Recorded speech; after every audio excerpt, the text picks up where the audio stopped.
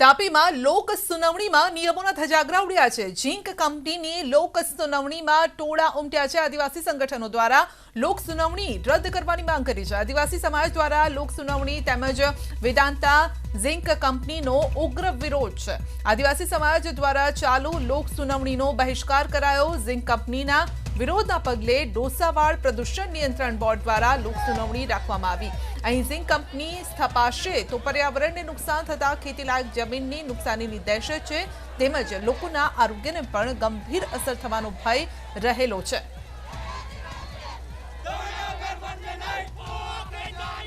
તો લોકોના ટોળે ટોળા ઉમટી પડ્યા હતા, વિરોધ કરી રહ્યા છે। બેનર પોસ્ટર્સ સાથે લોકો ત્યાં પહોંચ્યા હતા। તાપીમાં લોક સુનાવણીમાં નિયમોના ધજાગરા ઉડ્યા। આપ જોઈ શકો છો કે મોટી સંખ્યામાં ગ્રામજનો ઉમટ્યા છે। તેઓ આ કંપનીનો વિરોધ કરી રહ્યા છે। તેમનું કહેવું છે કે જો કંપની સ્થપાશે તો જમીનને નુકસાન થશે, પરંતુ અત્યારે તેઓ પોતાનું જ નુકસાન કરી રહ્યા છે।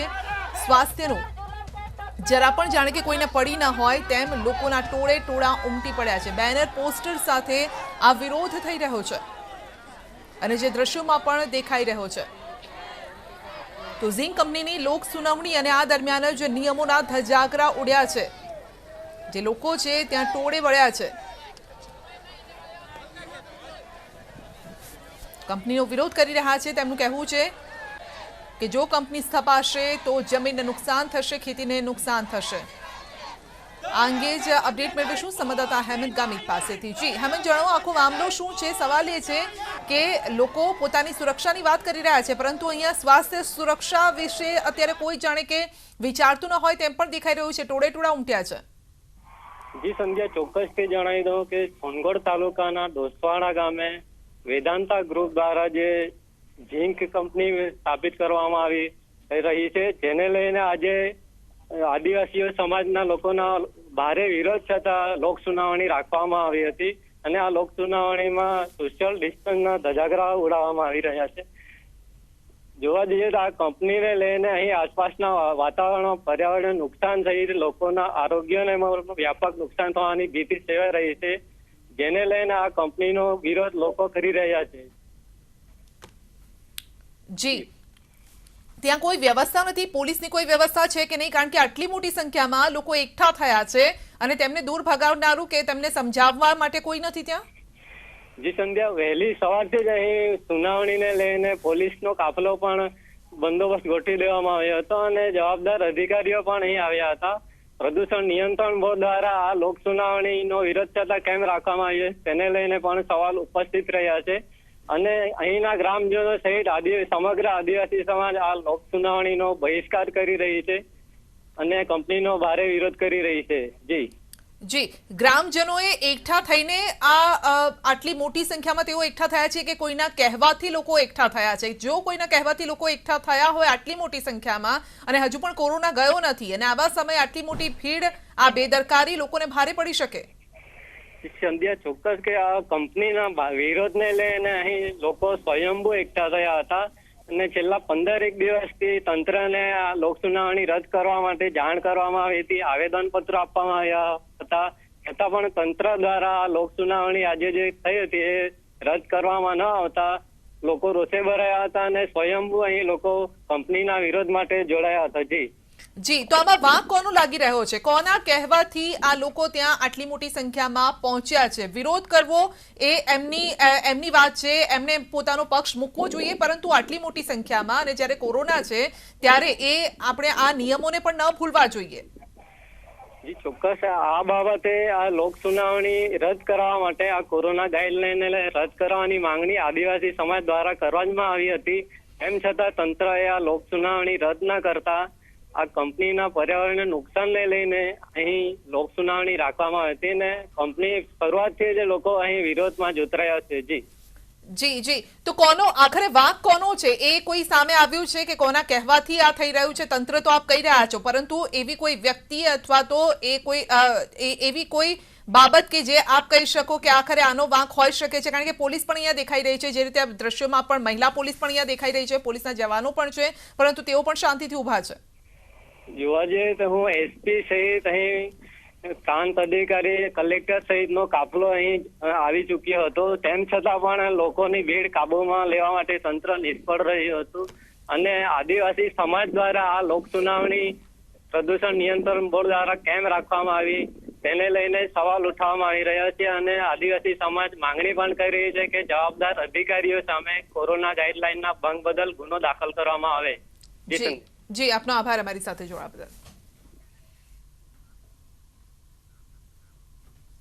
કોરોના ગાઈડલાઈનમાં છૂટ મળતા જ સુરતીલાલાઓ બેદરકાર બન્યા છે. રવિવારથી સહેલાણીઓ માટે ખુલ્લા મુકાયેલા ડુમસ પર મોટી સંખ્યામાં સુરતીઓ ભેગા થયા હતા. કોવિડ ગાઈડલાઈનનો સરેઆમ ભંગ થયો. અનેક લોકો માસ્ક વગર અહીંયા ફરતા દેખાયા. કોરોના સંક્રમણથી માંડ બહાર આવેલા સુરત માટે આ દ્રશ્યો ફરી એક વખત આફત લાવી શકે છે.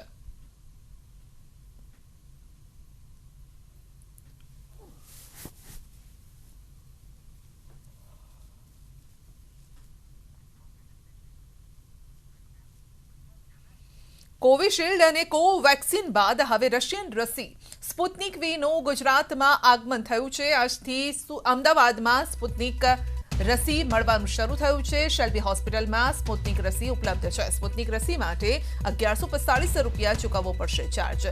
તો કોવિન એપ પર અથવા તો સ્પોટ રજીસ્ટ્રેશનથી જ આ રસી આપવામાં આવશે.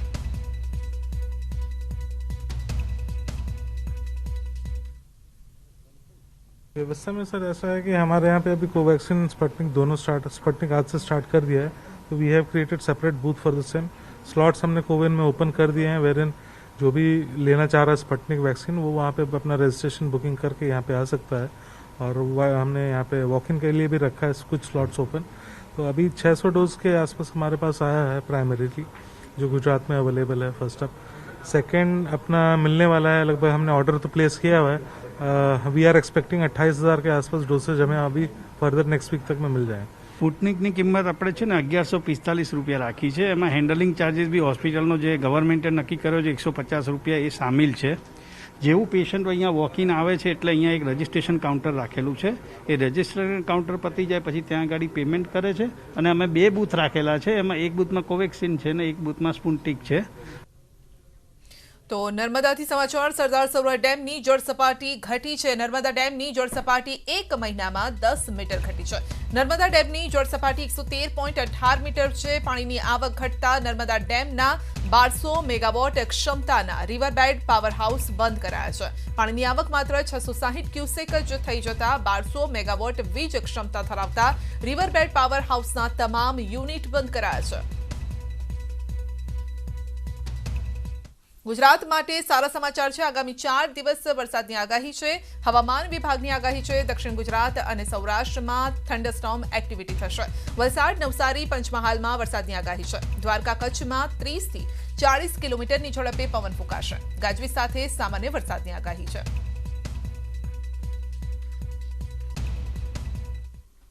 ચોમાસાની શરૂઆતમાં વાવણી લાયક વરસાદ થયો, પરંતુ ત્યારબાદ વરસાદ ખેંચાતા રાજ્યના ખેડૂતો પર ચિંતાના વાદળો ઘેરાયા છે. પ્રથમ વરસાદે જ ખેડૂતે મોંઘા બિયારણ લાવીને વાવણી કરી નાખી, પરંતુ વાવણી બાદ હજી વરસાદ આવવો જોઈએ તેવો ન આવ્યો. સારા વરસાદની આશાએ છોટાઉદેપુર જિલ્લાના ખેડૂતોએ ખેતરોમાં વાવેતર તો કરી દીધું, પરંતુ વરસાદે હાથતાળી આપતા ઉગેલા છોડ મુરઝાઈ રહ્યા છે. છોટાઉદેપુર પંથકના ખેડૂતોએ મકાઈ, સોયાબીન, કપાસનું વાવેતર ખેડૂતોએ કરી નાખ્યું છે. છોડ પણ ઉગી નીકળ્યા, પરંતુ સમયસર બીજો વરસાદ ન આવતા પાક બળી જવાની ભીતિ સેવાઈ રહી છે. એકવાર ચાલુ થઈ ગયો વરસાદ એટલે બધું જ બિયારણ લોકોએ મેકી દીધું. પછી વરસાદ પાછો બંધ થઈ ગયો. હવે ખેડૂતો શું કરે? પાછા હવે બિયારણ એવું કરીને કરશે તો હજુ વરસાદ પર આવે એવું લાગતો નહીં. કપાસ મળી ગયો. વરસાદ ખેંચાવાથી જે પહેલાંનું બિયારણ હતું તે અમારું નુકસાન થયું, ફેલ થયું. એટલે ફરી અમારે કલ્ટિવેશન ટ્રેક્ટર મારીને ખેડ કરીને ફરી બિયારણ ઓરવું પડશે. ફરી ખેંચાય તો પછી ફરી પાછું એનો એ જ રિપીટ થાય, એ જ પોઝિશન. આરટીમાં પ્રવેશ માટે ઓનલાઈન ફોર્મ ભરવાનો આજે અંતિમ દિવસ છે। આરટી મામલે શિક્ષણ મંત્રી ભૂપેન્દ્રસિંહ ચુડાસમાનું નિવેદન છે, એક પણ વિદ્યાર્થી પ્રવેશથી વંચિત નહીં રહે। જરૂર પડશે તો ઓનલાઈન ફોર્મ ભરવાની મુદ્દતમાં પણ વધારો કરાશે। સ્કૂલ ફીમાં રાહત મામલે ભૂપેન્દ્રસિંહનું નિવેદન છે કે ફીમાં રાહત મામલે ટૂંક સમયમાં જ નિર્ણય કરાશે। અત્યારે તો જે નક્કી કર્યો છે એ સમય બરોબર છે। જરૂર પડશે અને કોઈ પાત્ર વિદ્યાર્થીઓ રહી ગયા હશે તો જોઈશું।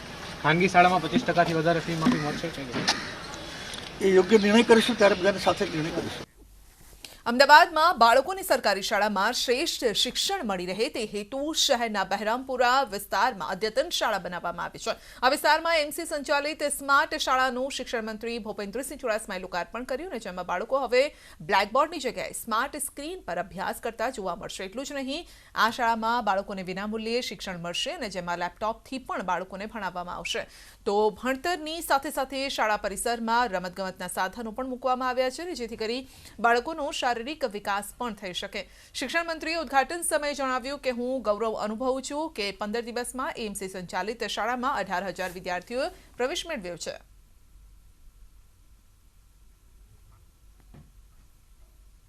વધારે સારું શિક્ષણ આપીને વાલી આવીને કોર્પોરેશનની શાળામાં પ્રત્યક્ષ રીતે જોવે કે ત્યાં 25-50 હજાર રૂપિયા આપીને જે બાળક મેળવે છે એના કરતાં વધારે સારું એ કોર્પોરેશનની કે જિલ્લા પંચાયતની શાળામાં મળી રહે છે।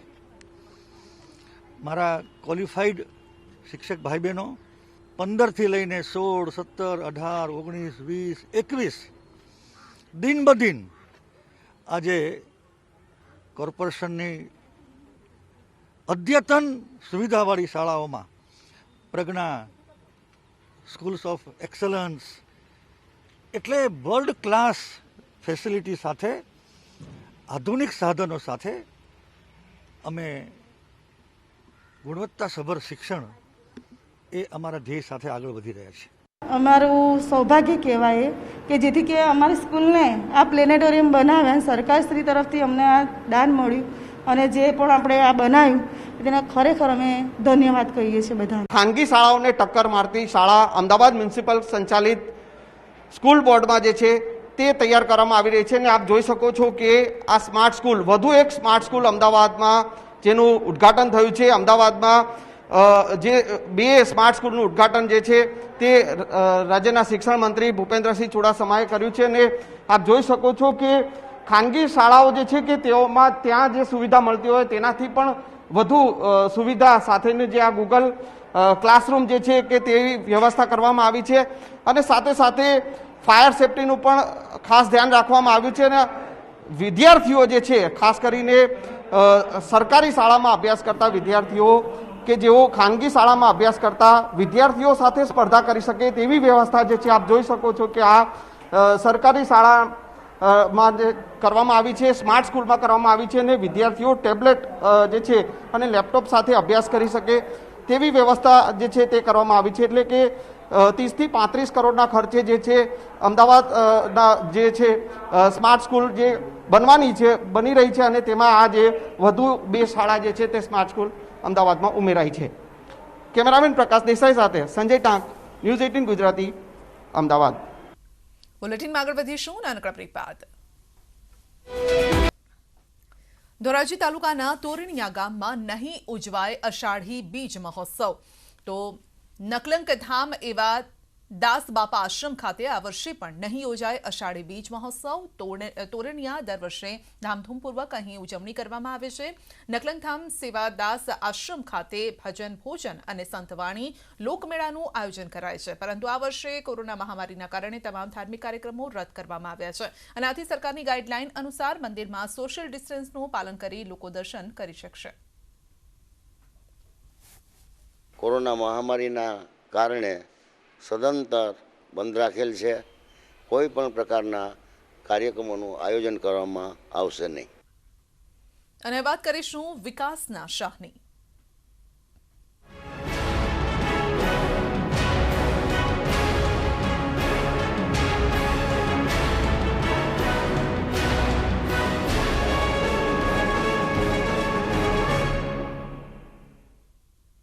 કેન્દ્રીય ગૃહમંત્રી અમિત શાહે પોતાના સંસદીય મત વિસ્તાર ગાંધીનગરમાં વિકાસના ઘણા કાર્યો કરાવ્યા છે અને પાયાની સુવિધાઓના નવીનીકરણથી લઈને કેટલીક નવી પહેલ પણ કરાવી છે. આદર્શ ગ્રામ યોજનામાં કેવી રહી છે શાહની કામગીરી, જોઈએ આ રિપોર્ટમાં.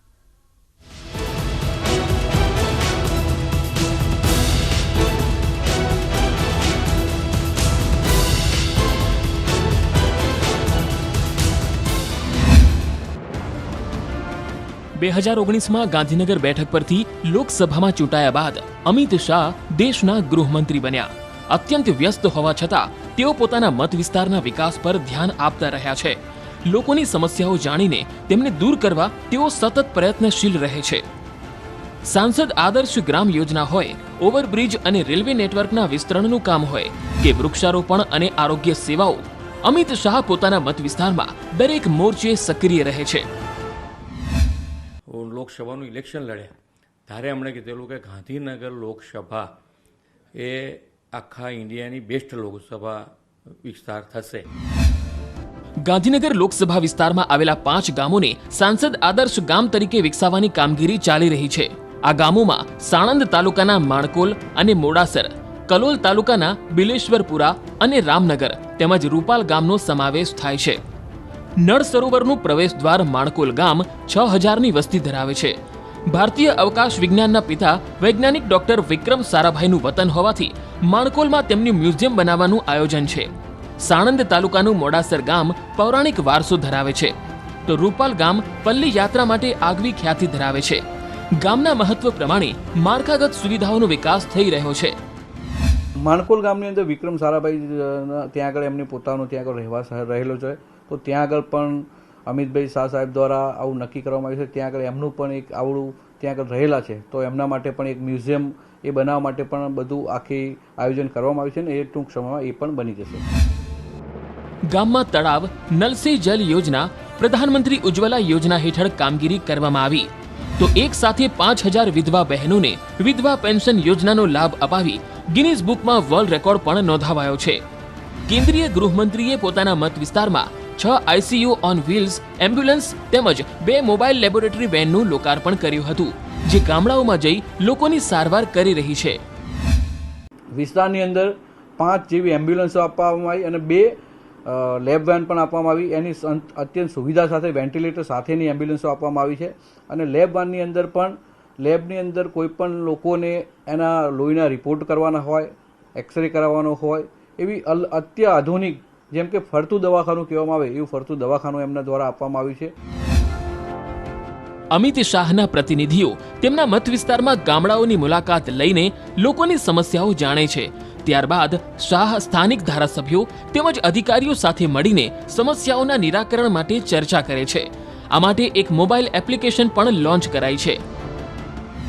આ વિસ્તારના લોકોના પ્રશ્નો એ તાત્કાલિક નિરાકરણ આવે અને યોગ્ય સમયે ને એકદમ સરળથી તેઓ ઉપયોગ કરી શકે એવી એપ્લિકેશન બનાવવામાં આવી છે. અને 1 મહિનાની અંદર જો કોઈ પણ પ્રશ્નનું નિરાકરણ નહીં આવે તો જ્યારે જિલ્લા સંકલનની મિટિંગ હશે ત્યારે તમામ ડિપાર્ટમેન્ટ વાઇઝ એનું લિસ્ટ આઉટ પ્રિન્ટ આઉટ કરીને હું એ જિલ્લા સંકલનની અંદર આ પ્રશ્નો કેમ સોલ્વ નથી થયા એ પ્રશ્નો તેમના ઉઠાવવાનો છે.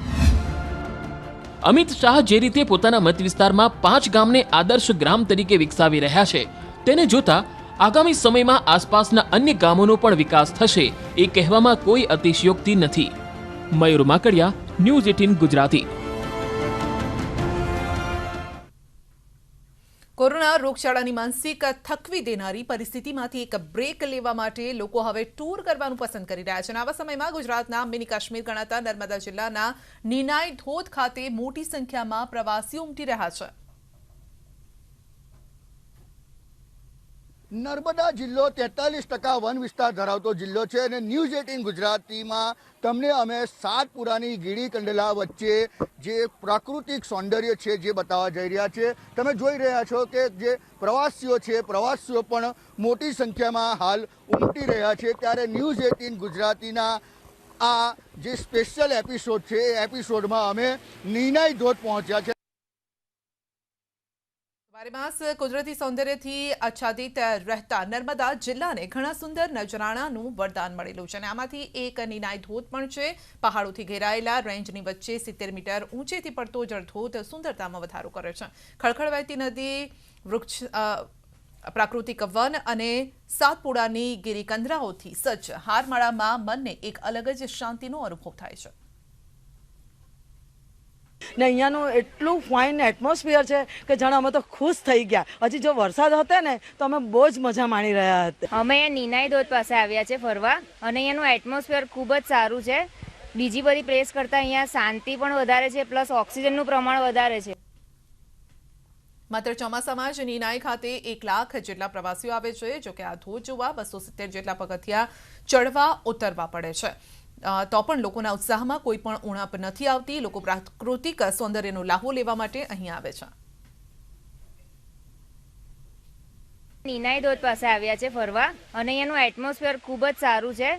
બીજી બધી પ્લેસ કરતાં અહીંયા શાંતિ પણ વધારે છે, પ્લસ ઓક્સિજનનું પ્રમાણ વધારે છે. નીનાઈ ધોધને જોઈને એવું લાગે છે કે ખરેખર બહુ સરસ ધોધ છે. એટમોસ્ફિયર પણ બહુ જ ફાઇન છે. એટમોસ્ફિયર બહુ ફાઇન છે અહીંયાનું. ગ્રીનરી પણ એટલી બધી ફાઇન છે તમને, એટલે એમ તમારું દિલ ખુશ થઈ જાય તમે અહીંયા ફરવા આવો તો. તમે ચોમાસાની પહેલી સિઝનમાં જ પાણી પડેલ છે, જે અત્યારે હરિયાળીથી ખીલેલો છે એ વિસ્તાર, જેને નિહાળવા માટે પ્રવાસીઓ આવે છે.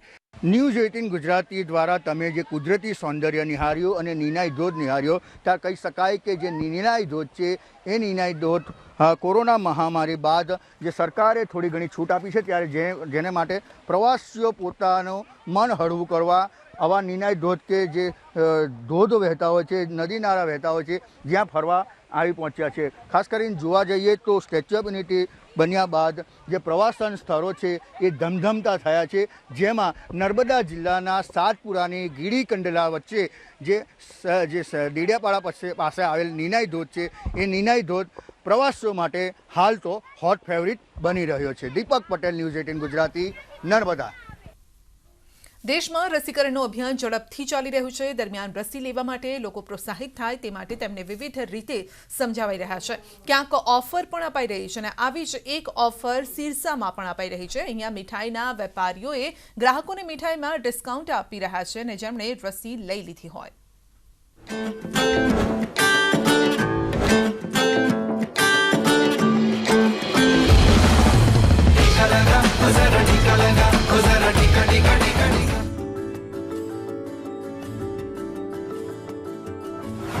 सिरसा में टीके का मिठाई कनेक्शन. टीका लोगे तो सस्ती मिठाई खाओगे. सर्टिफिकेट दिखाओ, 5% छूट पाओ. कोरोना से लड़ने के लिए टीका जरूरी है. ये बात करीब करीब हर लोगों को समझ में आ गई है कि कोरोना का टीका बेहद जरूरी है. लेकिन जिन लोगों को फिर भी ये बात समझ नहीं आई है, उन्हें समझाने और प्रोत्साहित करने के लिए सिरसा में हलवाई यूनियन ने मिठाई में छूट की स्कीम लागू की है. इस स्कीम के तहत मिठाई के दुकानदार उन लोगों को 5% की छूट देंगे जिन्होंने कोरोना का टीका ले लिया है. वैक्सीनेशन ड्राइव जो चलाई जा रही है, उसको प्रोत्साहित करने के लिए हलवाई यूनियन ने स्पेशल प्रोत्साहन स्कीम शुरू करी है, जिसके अंतर्गत एक 5% का डिस्काउंट जो भी आदमी मिठाई खरीदेगा, परचेज करेगा, उसको स्पेशल डिस्काउंट दिया जाएगा. लेकिन मिठाई पर ये छूट लोगों को यूं ही नहीं मिलेगी. पहले लोगों को मिठाई के दुकान में कोरोना टीका लगाने का सर्टिफिकेट दिखाना होगा और तभी वो मिठाई पर छूट के हकदार होंगे. सर्टिफिकेट दिखाना पड़ेगा कि उसने वैक्सीनेशन करवा रखा है. किसी रूम में वो सर्टिफिकेट अपना दिखाए और 5% का डिस्काउंट पाए. सिरसा में मिठाई दुकानदारों की कोरोना टीका के लिए ये नई पहल है, जिससे लोगों में जागरूकता जरूर फैलेगी और इससे लोग टीका के लिए प्रोत्साहित होंगे.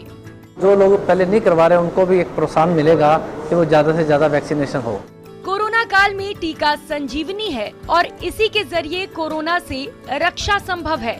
ऐसे में हर योग्य लोगों को मौका मिलते ही टीका जरूर लेना चाहिए. Bureau report, news 18 network.